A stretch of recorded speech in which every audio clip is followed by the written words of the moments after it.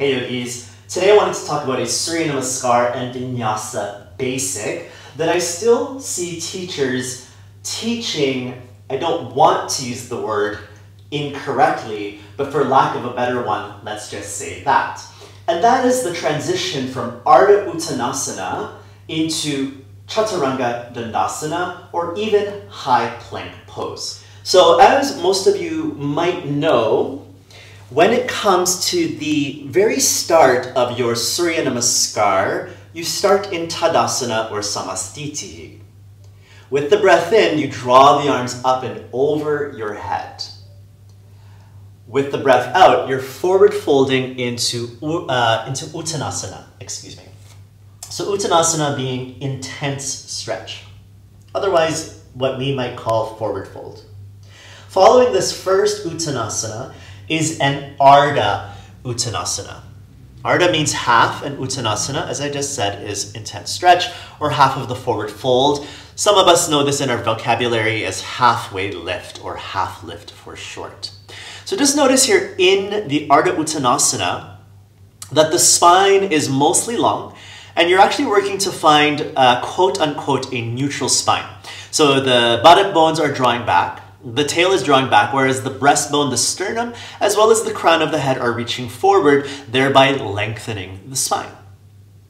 Now, following this first ardha uttanasana, what I see sometimes happening is going back to the uttanasana.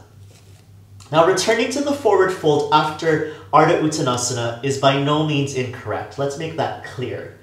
But then to go from uttanasana and then step back into plank, or even instruct chaturanga dandasana, just notice what is happening with the back if I maintain that position of an uttanasana.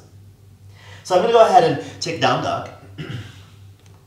I will then step my feet back towards the front part of my mat, and then start from ardha uttanasana. So go ahead, I'm instructing myself to go ahead and draw forward through the chest, ardha uttanasana.